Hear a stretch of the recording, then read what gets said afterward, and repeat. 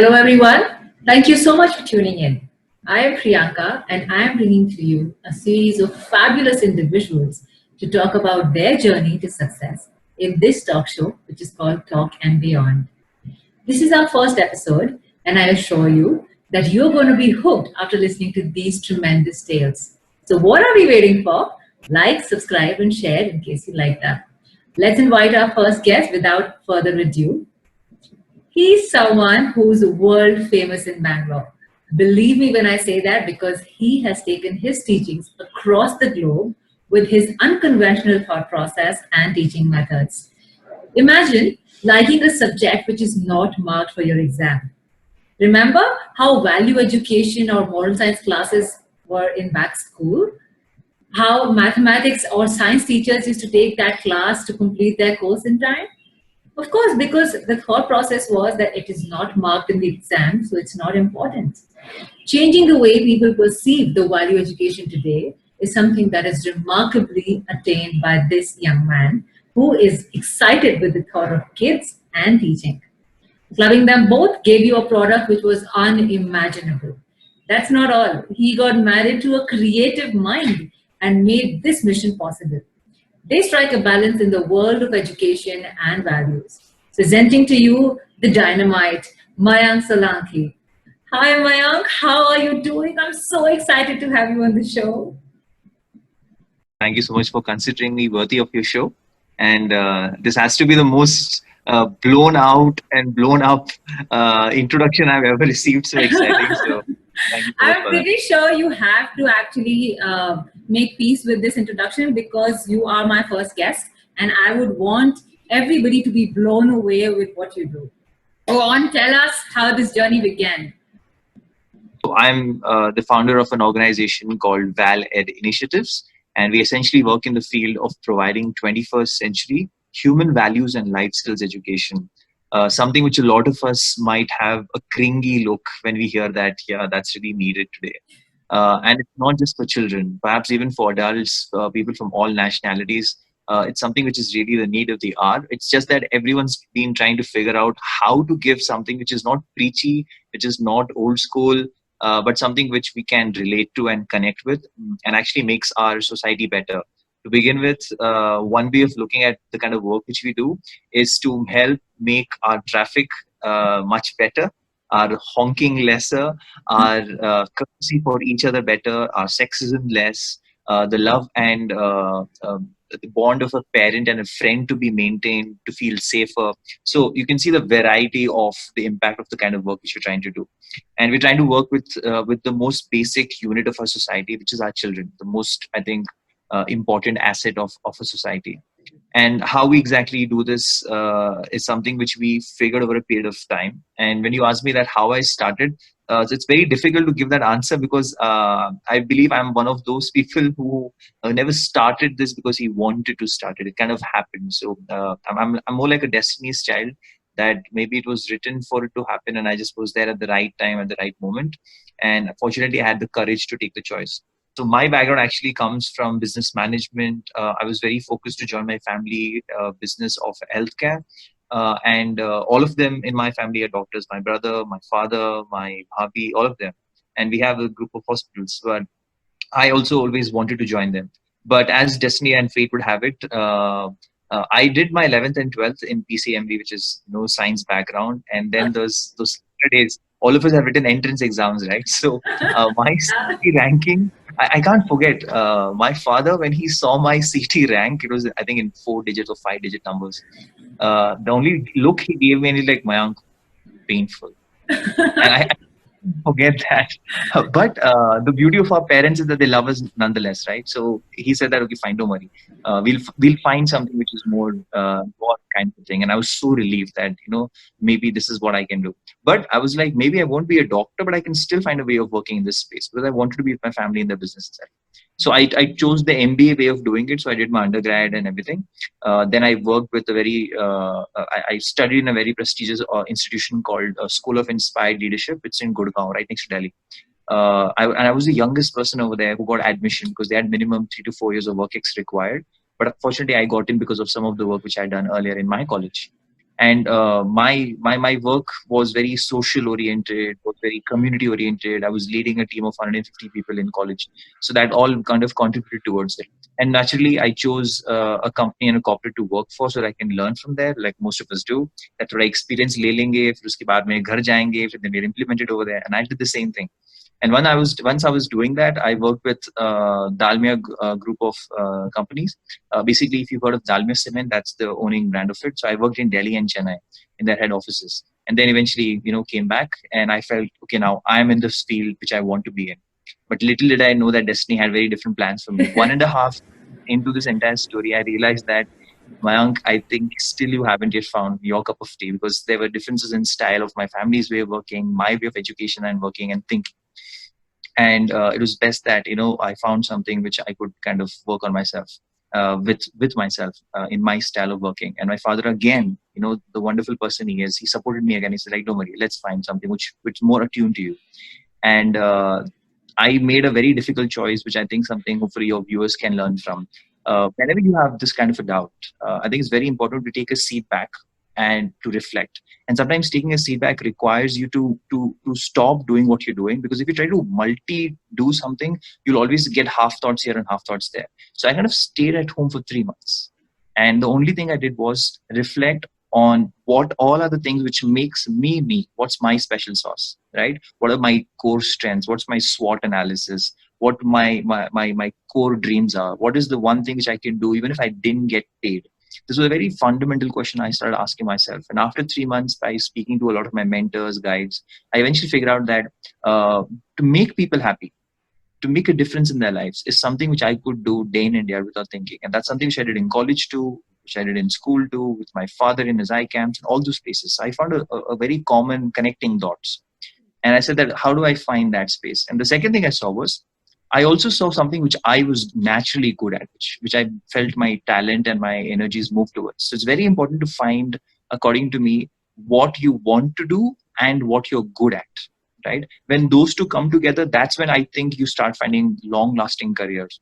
And I found that my skill of being able to communicate and to be creative, these two things would be something which I would be able to do for a long time and in a good way and above the average way. And I felt education was a place which required both of them, both the ability to speak and to think differently. And now I started saying that, okay, what makes me more connected? So one question led to the other, and eventually I realized that the one subject which made me successful and made me get the admissions to the things in my life was not mathematics, not science, definitely not language, a ki matra, o ki matra. It was it was actually the ability to stick to what I'm doing and not give up. It was my ability to be able to stay up and stay committed. It was my ability to stay true and loyal. It was my ability to think out of the box. And these all things. And I started wondering that, where do we learn these things and how can I help someone else learn this? And then I realized that when we were in school, we had a subject for this, which was called moral science. But no one gave a damn about it, right? And today, if you go, like, for example, if like when I'm hiring people today, right, the first thing I look is into the eye of the person and into the conviction which they have to speak with. Then I would think that, okay, let me see your degree or certificates, whatever. Like, who cares what you scored in 9th standard, 11th standard? What I care about is, do you have basic understanding? Do you have a track record? Are you honest? Are you trainable? Are you a person who wants to learn? If you have all these things, then I can teach you. Like, I got all the info part of it, right? Or the infrastructure part of it. But what I can't train you on is character. What I can't train you on is values and principles. And I said that that's something which is worth working on. So I started to develop something as a short program around it, and I kind of pitched that idea to a few people. Fortunately, one of them was my ex-bosses in Dalmia itself, loved the idea. And she said, Mayank, we would love to support you. And we would also love to do something like this for the children of our employees. So it was a very visionary thinking at that point of time. This is almost, I think, 7 years, 8 years back. And she said that, man, great, if you can develop something for us, good. And that's how I kind of got my first break. And the next phase of my life, which leads to actually the organization itself, is that one of my mentors asked me a very important question, or told me something very important rather. And he said that, Mayank, if you want to do something in the long run, remember two things. One, you can't do it alone. You need to assign and work with people together. Then you can create a long-lasting enterprise or a long-lasting initiative. And the second thing was, whatever you do, you have to make it sustainable. So obviously I want to reach out to more people. So I took that to my heart. And I said that, okay, I'm going to design everything basis this now. So the logical next step for me was taking these workshop-based programs, which I was doing, to a school-based program. And in school, the big benefit was that there would be much more children. They would be across the year. So instead of going like 2 times in a week, I would go once in a week, but I would get the chance of going for like 8 or 9 months in the year. Now, 8 or 9 months is a very good time. And also, I would get children when they're very young. So remember that, all of us feel it's easier to teach something to a child when they are younger because they still want to listen. The older they become, the horns come out, and it's true for all of us, Right. not just. So keeping all that in mind, I kind of ventured into that, and slowly but surely, I kind of I trained myself. I did some storytelling courses. I studied more about education, and with that, I could also attract a few like-minded people and say that there's something which I want to do. Would you like to join me? And people came along, and that's how we chose Valed Initiatives. I had no All in all, you have everything there, confined to destiny. Everything actually comes down to what probably would have, you would have never imagined, and it actually boiled down to, yes, this is the right choice. And it worked wonders for you, I'm sure. So you actually spoke about building character, like, making them aware of being a better citizen.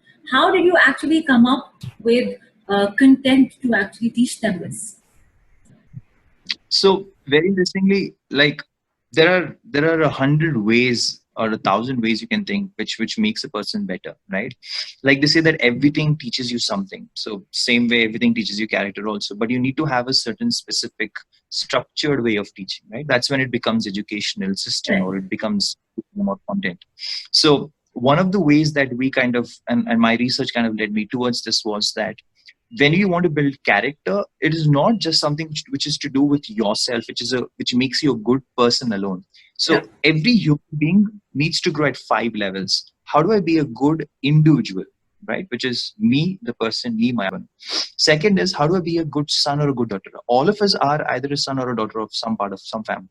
The third thing is, how do we are also part of a society. So how do we become a good member of the society which we live in, right? The fourth one is, all of us are citizens of a country, right? So how do we become good citizens? And the fifth one is that all of us are at the end human beings. So how do we be good human beings? So we took these 5 levels and we said that, okay, now let's develop different values which comes under these 5 categories, right? And make it age appropriate as per the maturity you teach them. So you could teach values at different levels, values in different ways, and values as per the age group. So keeping these 3 things in life in as a principle, we kind of developed our entire curriculum around this, right? And then of course, what was very key was not only what you're teaching, but how you're teaching. So I remembered all those things my teachers did in class, which put me to sleep. And I made a list of things. I'm like, ye to definitely is not how we're going to teach. Now, isko chhod ke how we're going to teach is what you're going to come up with. So that kind of really helps. Sometimes in life, if you don't know what to do, make a list of things what you don't want to do. Want to do. It really needs stuff, right? It really kind of helps. So that's how we kind of came up Elimination with that. method. Absolutely, really works. Okay. Oh, so I understand that you have that unconventional way of teaching because you knew you do not want to teach the way that it is already being taught. But there are a lot of shortcomings to that as well. You run out of content, you run out of ideas. How do you actually collate them and make them, serviceable, providable in terms of prices as well? Right now, like you would have had a lot of. I understand that if it's the school curriculum, you would have already gotten over with it. But moving on to a specifically new arena like a digital platform, how did that pan out in your Valid initiative? So here's a couple of things which kind of is true at multiple levels, and it's true for this question of yours too. Um, so always we believe that all of us start step by step, right? No one does the entire thing at one step. Like even as an organization, the first kind of content or curriculum we developed was for the middle grade, for grade 5, 6, and 7. Then we made it for the high grade. Then we made it for primary. Then we made it for pre-primary. The same way, we first kind of figure out that, okay, if I'm sitting with you face to face, how exactly am I going to be interacting with you? What's the body language I'm going to use? What's the voice, the tone, everything? And then secondly, necessity is the mother of invention, right? So now, because of the crisis, we know that the online is the only way and platform for you to be able to engage with people. Now you need to kind of upskill yourself. now it does not mean what you've learned inside the physical setup becomes obsolete. You can always take a lot of it, but you need to be able to take in the reality of the new context, which says that, okay, you won't be able to sit physically and see all of them. You won't be able to do a lot of physical activity with them. Now, with those constraints, you will come up with something new. And it is possible to do. So two things which I kind of saw, which kind of really helped us, right? It's always a fabulous practice to see what some of the most renowned names in that field are doing, right? So, for example, I know some of the most amazing educators. For example, Khan Academy has so many educators across the world who kind of put out lessons over there of how you can teach any subject. And remember, I believe that a good teacher, if they can teach one thing very well, there's a very good chance they'll know how to teach something else very well. So we also figured out that there's a 4-step principle which we use, right, which helps us understand how to make around it. The first step in that is experience. So whenever you're teaching something, teach through an experience, right? Don't start that, okay, आज का हमारा topic ये है, आज हम ये सीखने वाले हैं. No, start with an experience, right? An experience is a story, a game, a poem, a debate, a role play, a video story. There are tons of experiences, but don't tell them what you're going to teach. Just start, because that makes a person curious. Like there's a very nice saying that says that there's no point of having the world's greatest library if no one wants to go inside, which means curiosity is more important than the knowledge itself, right? So that's the reason why we can experience. The second step is reflection. Any experience without reflection is entertainment, which means, have you seen sometimes people ask, like, how was your class? बच्चों को पूछते हैं, children, बहुत अच्छा था, बहुत मजा आया. Okay, तो क्या सीखा? And they look up and down, right? Which had a great time, but they don't know what they learned. So experience, reflection is the second step. Asking the right kind of question and the right amount of questions to make a person think. That's what a beautiful educator does. And beautiful educator leaves you with questions, not just with answers. I'm not saying only questions. I'm saying more questions than the answers. And the third step, realization. The objective of asking question is to make a person realize something, give them a message. And a very good quality or very good step over here to follow is, no, don't just try to give your messages to the children. That's when it becomes preachy. बेटा हमारे जमाने में, बेटा life ऐसी है, बेटा life ऐसा है. That's when it be like, हाँ बताइए और बताइए. So it becomes like only a one-way side. But if you help a child basically think and realize and share, what do you think is the learning from this? Then what happens is so many more beautiful things come out from it. And the last, which I think is the most important step, is the action part, the transformative action.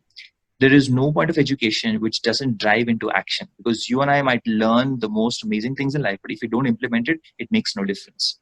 So for me, the fourth step after educating the entire process is to be able to inspire people to take action. So when you're able to inspire and pump up a person that, I learned about truth today, so aaj se main, is choti cheez mein, I'm never going to lie about it, right? I'm going to be truthful. I'm going to be courageous to tell the truth of how I feel or what I did to people, and ye nahi karunga, right?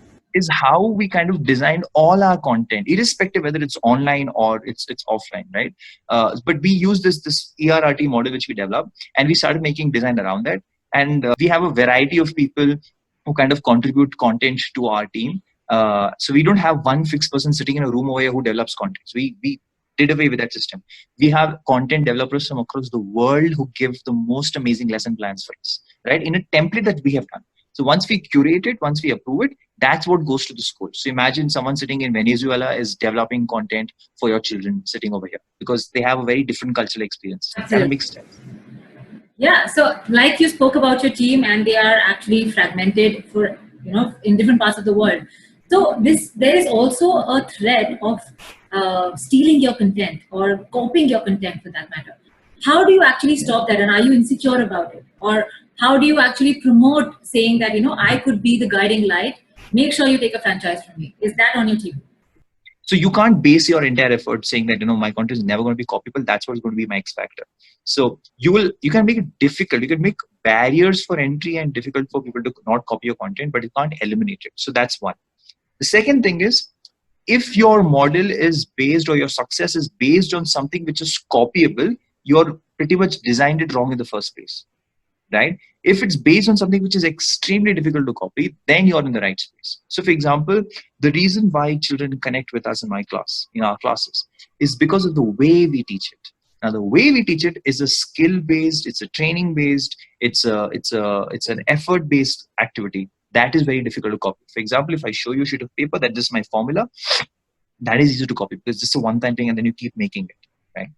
The third thing is, one of the best ways I have seen of kind of shielding yourself from the effects of copycats is that your rate of innovation should be faster than the rate of their copy, right? If you change yourself so fast and so frequently, adapting to what's happening in the market to your children, by the time they figure out to how to copy the first one, you've already moved to the second one, Correct. right? And that's exactly what's going to happen. And remember, only from an original can you learn how to be an original, right? So everything is inspired from each other in life. I also believe that इस life में कुछ original नहीं होता. हर किसी का कहीं ना किसी inspiration आया ही है, right? But you need to be original in your thinking also, not with the intention of copying it. You will become an original. Yeah, so So give your if you touch. take that kind of approach, yeah, absolutely. So if you take that kind of an approach, it becomes easier. And the third part of your question is the franchising part of it. Yeah, if you can't beat them, join them. That's the best strategy I've seen, right?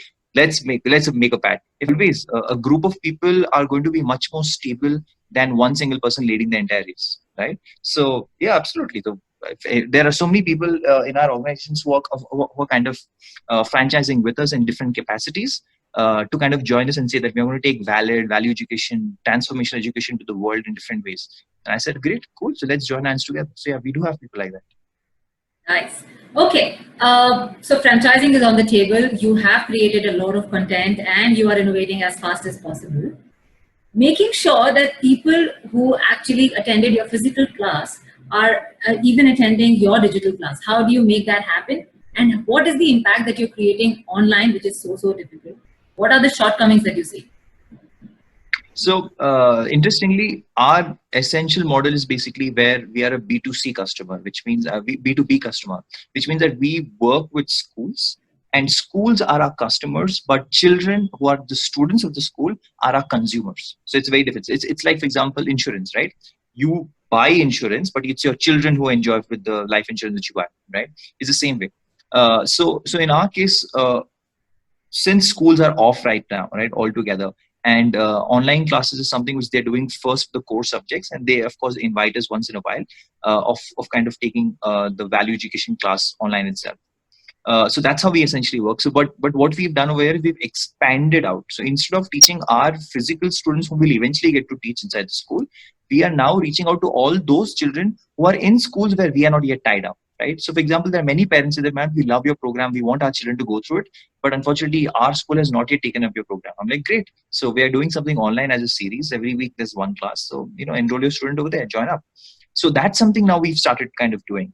Now, when it comes to teaching a class over there, so definitely there's a lot of challenges. Like, for example, like if I'm speaking to you right now inside a class, I can ask like questions to 10 children. I can take their input and I can do that, right? In a class of 30 or 40. But when I'm online, and if, for example, there are 40 or 50 of them, that becomes a little difficult, right? Because there are tech issues. Not everyone has access to equal quality input. There's a sense of, because you're working with children, right? So there's a sense of playfulness which they have. So they will make noises, they will type out stuff. But don't worry, technology is adapting as equally to human tendencies as it is, right? So, for example, Zoom had issues earlier of security and stuff like that. Now it's spick and span. They fixed it. Now, with moving ahead, technology also is moving along with it. The other challenge which you also face in that part is that, like, for example, you can see my face right now, right? You can kind of make out what my expressions are, but you also know the difference when I'm physically in front of you, right? I truly believe education is also a lot about the aura which you bring to that person, right? The kind of positive vibes you bring, but that happens when there's physical proximity, right? That I believe is something which affects. Now, if a Westerner listens to this, they may or may not understand it, but I do know they would have felt it, right? They won't know the logic behind it, but they'll know that, I know that there is a difference, but I don't know why there's a difference. Yeah. But yes, is about also the positive vibes which an educator brings to that class. That definitely is a challenge. The third one is that you kind of also have to figure out how to do your follow-ups, right? Because there is one screen. There's one which huge concern which all of us have, that mom is using a screen, dad is using a screen, beta is using a screen. If there's a second child, now you can't have four different screens which has to be used at the same time, right? for teaching or for using your work or whatever. So infrastructurally, it becomes very costly for each child to have their own personal screen. So yeah, I mean, these are some challenges around that, but it's as simple as this. We have to adapt. We have to make the best of what we have, and remember that the whole COVID thing is going to end. It's a matter of time now. So it's going to go back to normal very, very soon, right? Yes, it'll be a new normal, no doubt about that, right? But it's pretty much going to be a very awesome approach to Yeah, that. I think so too. I mean, it's going to be more sustainable. It's going to be more mindful. It's going to be more challenging, of course, but it's going to actually let us innovate ourselves. Um, Coming to my most important question, you have a fabulous fan following, and I'm sure all of them would want to join this Valid initiative as however they could, probably teaching or content creation. So, how do you plan to actually bring them on board, and how can they contact you from saying? So, so the one thing which, by definition or by principle, we made Valid a complete. It's like it's almost like a open-ended software, right? That anyone can plug in and anyone can create anything and to deliver around that. And we become the support system for that, right? So our approach to this entire thing was whether you have an idea of how to teach any value or life skill in an interesting way, you can make content for us. Someone says that, "Man, maybe I can't make content, but I can teach content." Then you can become teacher with us. Someone says, "Man, I can't do that or that, but I can explain to parent. I'm a parent. My parents को अच्छा समझा सकती हूँ." Then you can do parenting sessions with us. Someone is a teacher, says that, "Man, I'm a teacher. I can teach other fellow teachers of how to basically approach and bring values and life skills." You can do teacher training with us, right? Someone said that, "Man, I want you to sit and come up with creative ideas of how to take this to the next level." You can be part of our strategic team. There are n number of ways anyone can do that. And the best part is, you could do this if you're in Bangalore, you could do this if you're outside Bangalore, you could be sitting in Timbuktu, and you can still participate because, like, for example, our chief learning officer, okay, the one person who's in COVID or anything, sits in Pune, and our physical office is in Bangalore, right? Our chief operations officer is right now in Hubli, and she's managing things from there. So, I mean, when you have the mindset that, you know what, you just need good quality people, place and time is very, very momentary, right? You can always figure a way out around it. And we design the entire system around that. So if anyone just even feels that there's a connection with children they have, or with education they have, and they really believe that, life skills, values, and character is important. And trust me, Priyanka, in these times of COVID, right? As people are saying that, money, yeah, whatever, trust me, it is the life skills, it is the time management, it is the discipline, focus, positivity, consistency, determination, perseverance. ये सारी चीजें ही अपने को इसके बाहर निकाले. It is not going to be your oil. It is not going to be your money or whatever. It is going to be this quality which is going to bring humanity out from it. Which means that now of all times is even more important to delve that, okay, how do I improve some of my self-management concepts, my mindset management, my growth management, mindfulness, like you earlier said.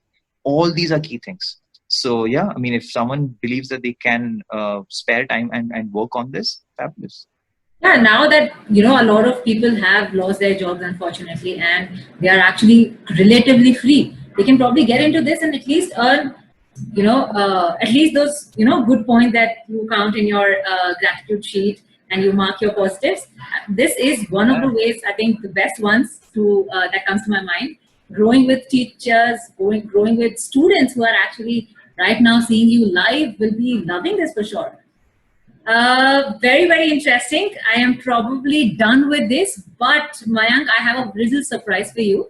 This is called a rapid fire round, and all you have to Oh, do wow. is answer really quick. This is all about your preference, and we are not going to be judging you for this. So, are you ready? Okay. Okay, Let's sure. This will be fun. start. Okay. Mayank the content creator, Mayank the teacher, or Mayank the leader? Rate the order in which you think you're good at. Uh, Content, leader, teacher. Okay, teacher is the last. I can't believe that. I Teaching the think I tiny think yeah, my tots? content. Okay, great. Teaching the tiny tots or teaching the 12th graders? Your preference. 12th graders for sure. Really? Oh yeah, I can relate to that age group much more, right? I'm not yet a father yet, so I think when Now I become I a father, I'll be able understand, but to. I thought you had the whole concept of teaching the tiny tots more because they learn, they actually adapt to you, they listen to you quite a lot. But so I think you like challenges much better, So right? I mean, it's a difficult choice. I would love to work with both, as simple as that. But since I have to choose one over the other, I would rather train the 12th graders how to deal with the tiny tots, something on those lines. That's an interesting choice. Okay, so since we already mentioned that your wife is the creative head of Valid Initiative, so can you be the wife or can you be the creative head? Man, no way, I'm not answering this. No, you want that. Come on. You know, the creative wife. Oh, see, you cannot mold your answers like that. Come on, creative head or the wife? Wife. I think she's the most True. amazing person in the world. So I would definitely choose her. Absolutely. I understand that. And I actually second that. Goals of 2020. Uh, thrive in difficulty. Okay. So no survival mode, thrive mode. We have to thrive in no matter what the situation is. That's my very Yeah, clear just mindset. win it at any cost. Yeah. Super. Your real life inspiration. My guru, Brahmarishi Guruvanand Swamiji, the most amazing being I've ever met. Phenomenal. Yeah. Yeah, I you're mean, very, very if you don't know spiritual. about him, it's worth googling him. It's amazing. Yeah, could you mention his name again very, very clearly? Brahmarishi Guruvanand Swamiji. Gurvanand Swamiji. You're very spiritual, and I'm pretty sure that even Hinari is. So both of you get along so well, and I love that balance about both of you. I mean, it's just commendable that I see. Thank you so much. Okay, Yeah, very moving on sweet. to our next question. One key learning that you picked up along the way. Uh, of so many learnings, but if I had to That's say one. one, God, God works with you, not for you. Right. So Okay. you can pray all you want, but you have to be deserving. Then luck works with you, not the other way around. Just keep waiting for your luck. Yeah. Yeah. Don't wait. Strive. Super. Okay. One rule for every student of yours. Listen more and speak it. Okay. And one success tip that you want to give all of them. Uh, believe in yourself. As simple as that. Self belief is the most important thing in life. You can overcome anything if you believe yourself. And trust me, uh, you are a masterpiece because you are the master's piece. Super. Super. Mayank, thank you so much for joining me. I've had a great interview. And I think this is going to be a rocking one because this is my first and I'm really excited to post this already. I'm sure all of them who are viewing this are going to enjoy this very soon. And I hope you any do. last words that you want to say? Thank you so much. Wishing that this channel of yours and your initiative keeps growing and more amazing people join in. And just wishing happiness to everyone watching this. And just know that life is beautiful. It's just the way you look at it. This too shall pass. Thank you so Absolutely. much, Mayank. Thank you. And I'll see you very soon Thank offline. you.